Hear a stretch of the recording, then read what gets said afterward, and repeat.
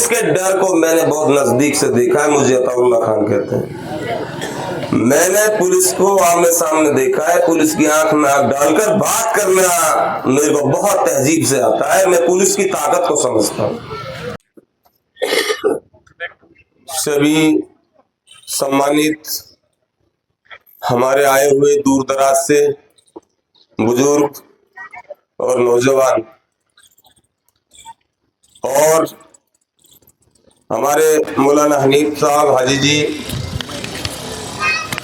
जयपुर से आए हुए सुहेब भाई और हमारे अजीज जो बहुत ही मजबूत और जमीनी स्तर से जुड़े हुए हमारे सपात मंगेर साहब और समस्त इलाके के ग्रामीण, आज आप हम सबको और इन बुजुर्गों को जो तकलीफ हुई, आखिर क्या कारण है, ऐसा क्या है, वो आप हम सबको सोचना चाहिए और समझना चाहिए।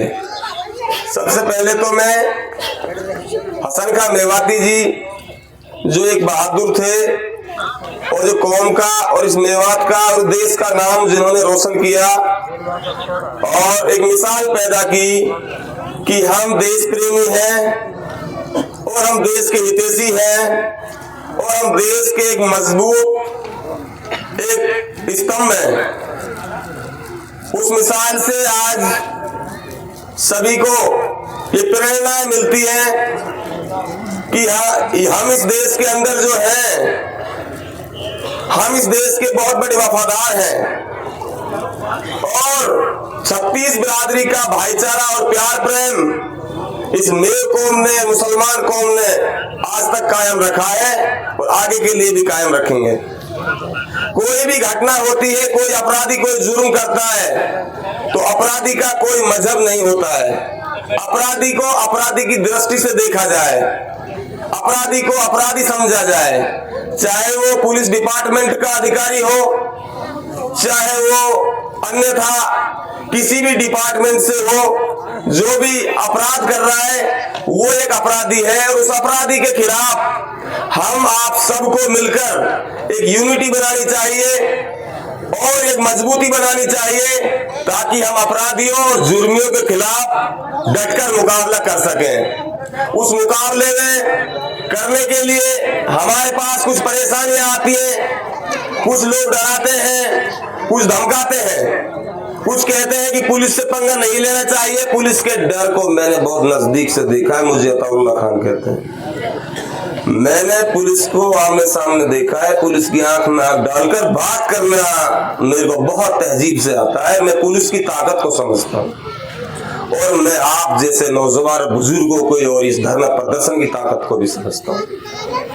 इसलिए मैं आपको विश्वास दिलाता हूँ, इन आंदोलनों को मजबूती देने के लिए, इनको बड़े लेवल चलाने के लिए, जैसे हमारे सपात मंगेर साहब और हमारे हाजी जी हमारे बीच बैठे हैं, ये एक ऐसे पिल्लर है जहाँ टिक गए, ये फिर हमारे खड़े करने से भी खड़े नहीं होते हैं। ये मैंने इनकी खासियत देखी है। ये कौम के बहुत फिक्रदार लोग हैं, बहुत हिम्मतदार लोग हैं। इन्हीं लोगों से हमें प्रेरणाएं मिलती हैं, मजबूतियां मिलती हैं। तब इन लोगों की जब ये बातें हम सुनते हैं, जब इनकी मजबूती को देखते हैं, बहुत सारे मामले हुए, बहुत सारे मसले सामने आए। हाजी जी हमें आधी रात में फोन करता है तो हाजी जी के फोन से हम वहीं चले आते हैं। चाहे वो अभी इधर मस्जिद थी, हाजी जी कौन सी मस्जिद थी, वो बहादुरपुर मस्जिद हो, चाहे वो जुनैद नासिर कांड हो, चाहे वो पालड़ी हत्याकांड हो, वहां तो हाजी जी को हमने तकलीफ नहीं दी, लेकिन उसको इतनी मजबूती से निपटाया कि उसमें 6 दिन के अंदर अंदर 6 मुलजिमों को पुलिस ने अरेस्ट दिखाया है, 4 को, 2 को गिरफ्तार दिखाया है, बाकी जांच जारी है।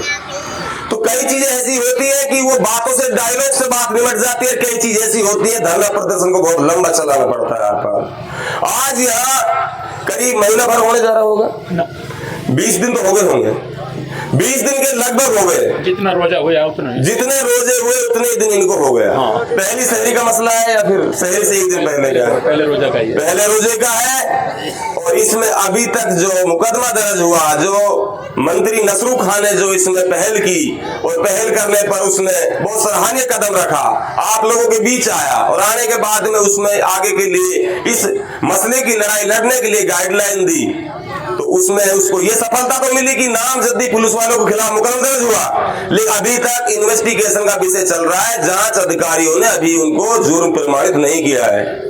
मैं सरपंच साहब को बीच में रोक रहा हूँ। मेरी बात तो ये ना मान रहे, इन सबसे पहले इन्हें बिठा करके आगे जाजन पे बिठाओ और मैं फिर आपसे कुछ अर्ज करूंगा। आज हमें ये करना है कि जो हमारे वो मामला चल रहा है बच्ची वाला, हम सुबह से उस मामले को वहां सर्किट हाउस में प्रशासन से और जो हमारे 15-20 वो लोग थे लुटे खुसे जिनसे रिश्वत ली, वो सारा हम 2 घंटे तक वहां पर कर आए हैं। अब वो हमारे डॉक्टर साहब की भी उन्होंने कहा है कि मैं वो बच्ची के यहाँ भी जाऊंगा, सब कुछ करूंगा और ये काम तो सारा मैं करूंगा, पर वहां मंच पर आज सिर्फ और सिर्फ हसन खां की बात आप लोग करें। पर पहले तो यार भाई हमारी ना सुन रहा तो क्या है यार, सरपंच की तो सुन लियो यार। ये जो फिर जाना है पोला बांस है भरुआ बांस कहा हमें, अब तक यह बात पर तुम आगे सरकती ना बैठे, अभी कितने धूप हो रही है, तब थोड़ा बहुत भी ना मिल के क्यों ना बैठा, कितने धूप हो रही है हमें कैसे जाजम पर बैठा यार, ना समझ रहा और आज भी ना समझ रहा त्योहार बदले पीते का दिन सुलेट खा रहा।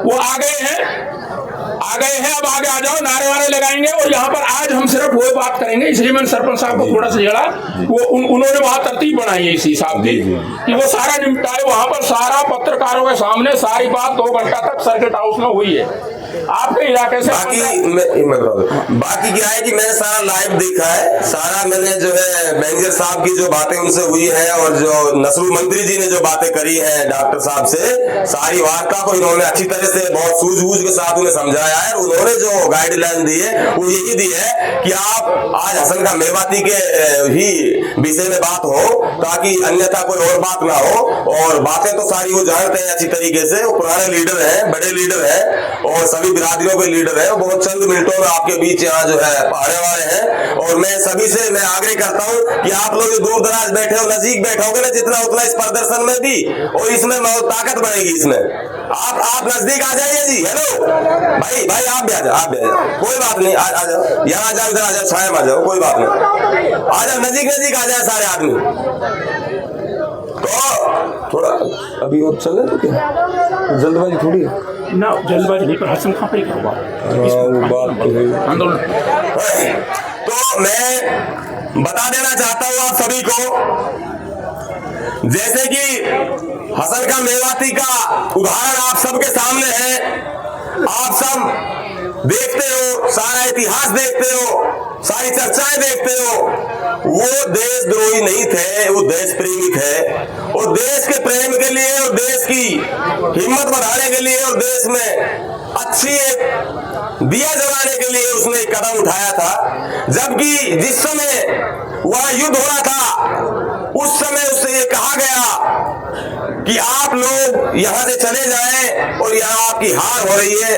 राणा सांगा वहां से भागा था पीठ दिखा करके, हसन खां मेवाती ने ये नहीं सीखा कि मैं पीठ दिखा के भागूंगा, वो भागा नहीं वहां से, वो वहीं उन्होंने अंतिम सांस अपना जो है बलिदान दे दिया, कुर्बानी दे दी और वहीं वो देश के लिए मर मिटे, लेकिन वो पीठ दिखा के नहीं भागे। ये उनका जज्बा था, उनकी हिम्मत थी और उनकी ताकत थी।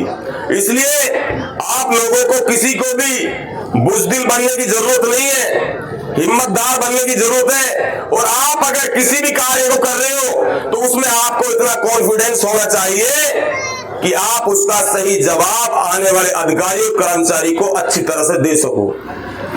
आजकल हमारे नौजवान बच्चे हैं, मैं थोड़ा सा बता देता हूं, इन पर अगर कहीं से 2 पैसा आया और ये लोग बढ़िया गाड़ी में बढ़िया सनरूफ में निकल के बड़े बड़े बाल करके फिर ये झटके मारते हैं, फिर पुलिस इनसे पूछती है ना क्या काम करता है, फिर जवाब नहीं है, सिट्टी पिट्टी गुम हो जाती है इन लोगों। अरे तुम बड़े बाल भी रख रहे हो, तो मैं नहीं कह रहा इस चीज को कि बड़े बाल रखना कोई गुनाह है, बड़े बाल रख रहे हो तो बड़े बाल रखने वालों तुम पर जवाब ऐसा होना चाहिए, पुलिस डिपार्टमेंट का किसी भी डिपार्टमेंट का अधिकारी तुमसे जवाब मांगे तो उनके जवाब से पहले जवाब तैयार होना चाहिए तुम्हारे पास। रखो ना बाल, कौन मना कर रहा है? भाई के की बात खड़ी जो आदमी नहीं जान रहा है, और आदमी वेशभूषा ऐसी रख रहा है कि बहुत अच्छी तगड़ी वेशभूषा है, अच्छी गाड़ी में मेंटेन कर रहा है, तो जवाब तो बनता है। ना सुर बावला सुना तो बिरादरी हिसाब लेवे, ना मैं खुदा हिसाब लेवे। भाई वेशभूषा देख के, हाल चाल देख के हिसाब किताब लेवे पुलिस प्रशासन हो, बिरादरी हो। तो मेरा कहने का मतलब ये है कि इनकी दुकान में सौदे कुछ है ना बालक इनकी में, माँ बाप को तो कहा शिक्षा इनको दे रहा है, और इनका बावन में इनका लत्ता कपड़ा ना देखा, इनका हिसाब किताब देखा ना, तो भाई अल्लाह ही रहम करे इनके बहाल पे। तो मेरे कहना का मतलब ये, अगर ये आदमी ऐसे बहन बहन सहम जा रहा है ना, वह तरीका जवाब दे भी सीखा का आदमी लो, डट के नहीं बात करते भी ज्यादा कहे अधिकारी सुमो कहा जवाब दे आदमी लो। अब बात यह चीज की है कि कौम सबसे पीछे रहेगी, ये कौम सबसे पीछे रह गई। क्यों रह गई? कि एजुकेशन नाम की चीज इनसे उड़ती जा रही है। जब तक एजुकेशन, पढ़ाई लिखाई, कानून के हर हिस्से को, हर चीज को आप नहीं समझ पाओगे, नहीं जा पाओगे, जब तक आप लोग आगे नहीं बढ़ सकते। आपको पढ़ाई लिखाई या पढ़े लिखे आदमियों की रंगत में या अच्छी मेजोरिटी में बैठना आपके लिए बहुत बड़ा अनिवार्य है। ये चीज आपको बिल्कुल आगे ले जाएगी तभी तब जब अच्छी मेजोरिटी में बैठोगे, अच्छे पढ़े लिखे लोगों में बैठोगे और अच्छी शिक्षा सीखोगे, आप अच्छा काम करोगे।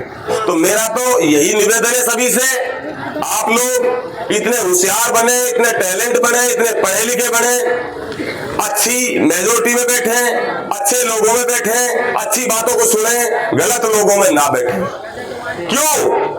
क्योंकि जब गांव में 10 आदमी ओलेक्सबाजी या गलत काम करते हैं तो आधे से जिम्मेदार आदमियों के तो वैसे ही मतलब पैरों के नीचे धूल निकल जाती है। क्योंकि पुलिस प्रशासन आजकल क्या करता है, पुलिस प्रशासन को कोई जरूरी नहीं है कि पुलिस प्रशासन को रिकॉर्डली चीज मिले, वो तो खुद दौड़ा करके जंगल में ले जाकर खुद मोबाइल बांध देते हैं। ये रिकॉर्ड तो पूरी मेवात में चल रहा, सब देख रहे हो, आप भी देख रहे हो, हम भी देख रहे हैं। घर से कोई नहीं, बस एक बार पकड़ के ले जाओ, अगर सौदा हो गया ठीक है, नहीं हुआ दौड़ा दो रास्ते में, दौड़ा करके बांध दो। ये सब चीजें मेरी मजबूरियां हैं जो बता रहा हूं तुम्हारे लिए, ये बताने लायक है, ये बहुत जरूरी है। तो ये इस कौम पर इतना अत्याचार क्यों नहीं होना चाहिए?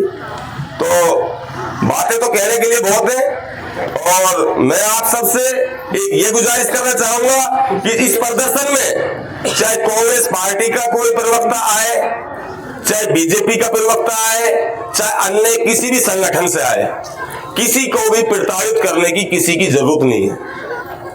सभी का सम्मान है। जो यहाँ आपके बीच आके बैठेगा, जो आपके यहाँ एक भीड़ का हिस्सा बनेगा, जो प्रदर्शन को मजबूत करेगा, वो आपका एक पिलर है, स्तंभ है। ठीक है सर, ठीक है।